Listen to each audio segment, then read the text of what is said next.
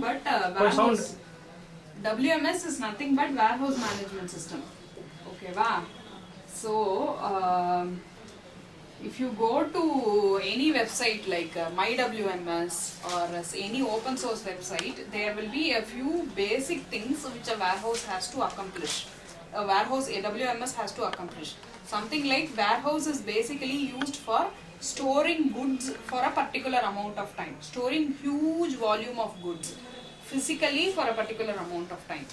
Okay, so that is what is warehouse management system. So if you go to any warehouse, if you take an example of any warehouse management system, what you will basically have is, you should have a master screen which has the warehouse details, the items which will be kept there.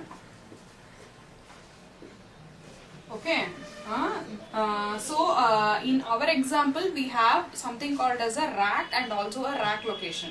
So each rack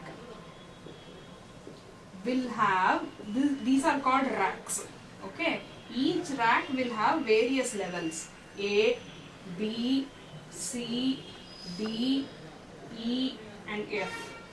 Okay, so a rack and a level will make a rack location. So something like, if this is for each warehouse there will be a name. Something like, if this is called as a J warehouse. So there is a company called Midas Safety in Dubai. So we did a pilot application for that company. They had 4 different warehouses. So we were actually developing a pilot application for that J warehouse. So that J warehouse had a lot of rack locations. So this is one rack and each rack will have levels. Levels are nothing but rows. Okay, so the lowest level will be A, then will be B, C, D, E and F. Okay, so likewise they had like something close to 7 levels. So frequently moving items will be kept at the bottom, so that they can easily access it, they can remove it and they can replace it with another easily moving item. So this is where, so this rack location is named as JA01. This will be JA02. So on and so forth. So next this will be named as JB01, JB02, JC01, JD01, JE01, JF01, J, so on and so forth. So if there is one item which is not required for a long period of time, then that will be kept at the top. And if that is also safe to keep it at the top, if it is not breakable, then you have to keep it at the top. If it is really breakable, then you have to look for a separate location. But if it is not very much required, then you have to locate it and then you should say that that particular item will be kept there only.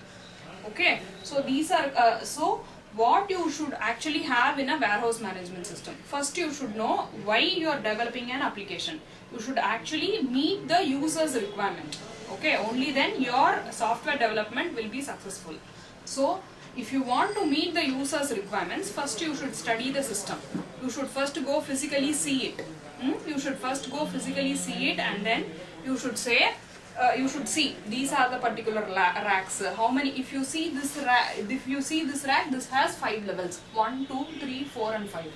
Okay, so you should be able to understand the requirements, document it and then do the design and then accomplish the requirements in the form of a software. Only then the user will be satisfied with your software and that will become successful.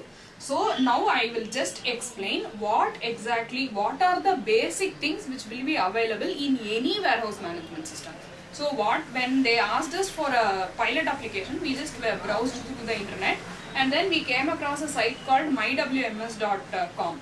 There they had an open source where we captured what are the basic requirements of a warehouse management system, and then we documented the requirements and then we did the design and then we developed a pilot application with basic functionalities and we gave it to them.